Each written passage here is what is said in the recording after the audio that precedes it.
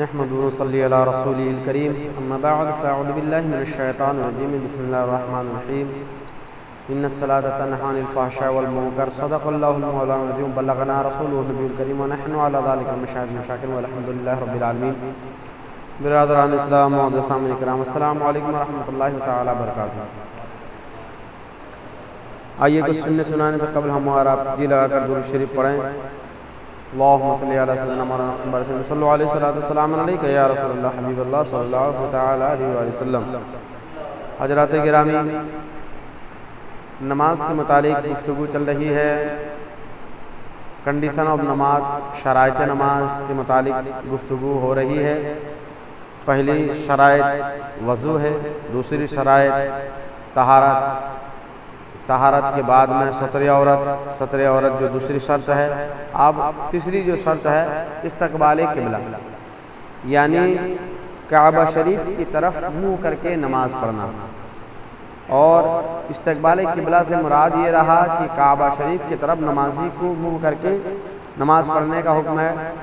اور کعبہ شریف سے مراد یہ نہیں کہ بنائے کعبہ یعنی کہ جو بنی ہوئی عمارت ہے، یعنی کہ جو کعبہ شریف جو بنا ہوا ایک شکل ہے وہ مراد نہیں، بلکہ کعبہ شریف سے مراد اللہ تبارک و تعالیٰ کے فضل و کرم سے ساتوں زمین اور ساتوں آسمان میں جو فضا ہے وہ ایک قبلہ ہے، اس کے جانب منہ کر کے نماز پڑھنے کا حکم ہے. اگر کوئی سمجھے کہ میں کعبہ شریف یعنی کہ اس عمارت کی طرف منہ کر کے نماز پڑھ رہا ہوں، اس کی نماز ہوگی نہیں. تو اس بات پر خاص خیال رکھیے گا.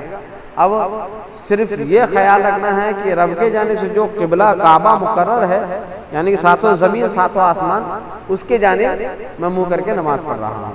اب رہی بات، کوئی آدمی اگر فضا میں ہوا میں اڑ رہا ہے یا پہاڑ کے اوپر ہے، اوپر اگر نماز پڑھے تو وہ فضا کے جانب یعنی کعبہ شریف عمارت کی جانب نہیں بلکہ ادھر فضا ہے، ہوا ہے، اس کے جانب منہ کر کے نماز پڑھے، نماز ہو جائے گی. کوئی اگر گہرے کنویں کے اندر بھی نماز پڑھ رہا ہے اور فضا کے جانب اس کا دھیان رہے اور نماز پڑھے، نماز درست ہے، ہو جائے گی. اب رہی بات استقبال قبلہ یعنی کعبہ شریف کی طرف منہ کرنے کا مطلب یہ رہا، اگر کوئی نمازی کعبہ شریف کی طرف منہ کر کے نماز پڑھ رہا ہے، اگر اس کا چہرہ کعبہ شریف سے اس کا سینہ چہرہ ہٹ جائے تو نماز اس کی ہوگی نہیں. کتنا ہٹنے سے ہوگی نہیں اور کتنا تک رہنے چاہیے اجازت ہے. تو کم از کم 45 ڈگری، میں یہاں کھڑا ہوں، یہاں سے 45 ڈگری، سمجھ رہے ہیں نا، ادھر تو 45 ڈگری تک اس کو اجازت ہے. اس سے اگر زیادہ ہو جائے تو نماز ہوگی ہی نہیں، اس کی نماز فاسد ہو جائے گی. اب اس بات کو سمجھ کر کے چلیں، اگر کوئی آدمی ایسی جگہ پہنچ گیا، ایسے مقام پہ پہنچا ہے جہاں پر اس کو معلوم نہیں کہ کعبہ شریف کدھر ہے اور کوئی بتانے والا بھی ہے نہیں، نہ وہاں چاند اور سورج نکل رہے ہیں، نہ ستارے ہیں، نہ اس کو اتنا علم ہے کہ چاند ستارے سے سمجھ سکے، تو اب وہ کرے تو کیا کرے؟ نماز کا وقت ہو گیا، نماز پڑھے تو کیسے پڑھے، کدھر منہ کر کے نماز پڑھے؟ ابھی حکم ہے کہ کعبہ شریف کی طرف منہ کر کے نماز پڑھنے کا. تو اس کے لیے کتابوں میں آتا ہے، فتویٰ رجویہ میں ہے اور در مختار میں ہے کہ وہ دل میں سوچے، جدھر اس کا گمان ہو، جدھر اس کے دل میں بیٹھ جائے کہ ادھر ہی کعبہ شریف ہے، ادھر ہی منہ کر کے نماز پڑھ لے، اس کی نماز ہو جائے گی. اس کے حق میں وہی کعبہ ہے، وہی قبلہ ہے. سمجھ رہے ہیں؟ اب رہی بات، دل میں سوچ کر کے آدمی نماز پڑھا، سوچ کے نماز پڑھنے کے بعد میں جب پتہ چل گیا کہ میں جدھر پڑھ رہا تھا ادھر کعبہ شریف نہیں ہے، اس کو نماز دہرانے کی ضرورت ہے نہیں، اس کی نماز ہو گئی. ایک دوسری بات وہیں پہ ہے، آدمی کوئی موجود ہے، وہاں کوئی آدمی ہے، جیسے مان کر کے چلو ہم سے اس کی انبن ہے، بات چیت ہم نہیں کرتے اس سے، وہ موجود ہے اور اس کو معلوم ہے کعبہ شریف کدھر ہے، ہم کو معلوم نہیں، ہم اسے پوچھے نہیں، اپنے گھمنڈ میں ہی ہم رہ کر کے ہم جدھر اپنے دل میں سوچ کر کے نماز پڑھے، مگر کعبہ شریف کسی اور طرف تھا، ہم کسی اور طرف منہ کر کے نماز پڑھ لیے. اگر اس کو معلوم تھا اگر اس کو پوچھتے تو بتاتا، ہم پوچھے نہیں، ہم نماز پڑھ لیے، بعد میں جب پتا چل گیا کہ ہم جدھر منہ کر کے نماز پڑھے ادھر کعبہ شریف نہیں تھا، تو حکم یہ ہے کہ نماز آپ کی فاسد ہو گئی، دوبارہ نماز پڑھے۔ سمجھ پا رہے ہیں کہ نہیں؟ وہاں کوئی موجود نہیں ہے، آپ جدھر آپ کا دل میں جمے آپ ادھر منہ کر کے نماز پڑھ لیں گے، آپ کی نماز ہو جائے گی۔ کوئی آدمی موجود ہے، ہم اسے پوچھتے تو بتا سکتا تھا، مگر ہم پوچھے نہیں، اپنے گھمنڈ میں رہے، ہم اسے انبن ہو گئی، ہم اسے بات نہیں کرتے، مان کر کے چلو، تو اسے معلوم بھی ہے کہ کعبہ شریف کدھر ہے۔ ہم دل میں سوچے کہ ادھر کعبہ ہے، ہم ادھر ہی منہ کر کے نماز پڑھ لیے، نماز پڑھنے کے بعد میں کوئی اور شخص آیا بولا کہ بھائی کعبہ شریف ادھر نہیں ادھر ہے، آپ وہاں پر بولیں گے کہ مجھے تو معلوم نہیں، تو کوئی شخص بولے گا ان کو تو معلوم تھا، آپ انہیں پوچھ سکتے تھے، تو آپ کی نماز وہیں پہ فاسد ہو جائے گی۔ حکم یہ ہے کہ آپ اس نماز کو دوبارہ پڑھیں۔ سمجھ پا رہے ہیں کہ بہت قیمتی بات ہے۔ اکثر و بیشتر ہمارے مومن بھائیوں کو اس کا علم نہیں ہوتا کہ کعبہ شریف کدھر ہے، اور کعبہ شریف کے جہت سے کتنا ہٹ کر کے نماز ہو سکتی ہے یا نہیں ہو سکتی، اور ہوگی تو کیسے ہوگی یا نہیں ہوگی، اس بات کا خاص خیال رکھیں۔ دیکھیے کعبہ شریف کی جانب منہ کر کے کھڑے ہو کر نماز پڑھنے کا حکم ہے۔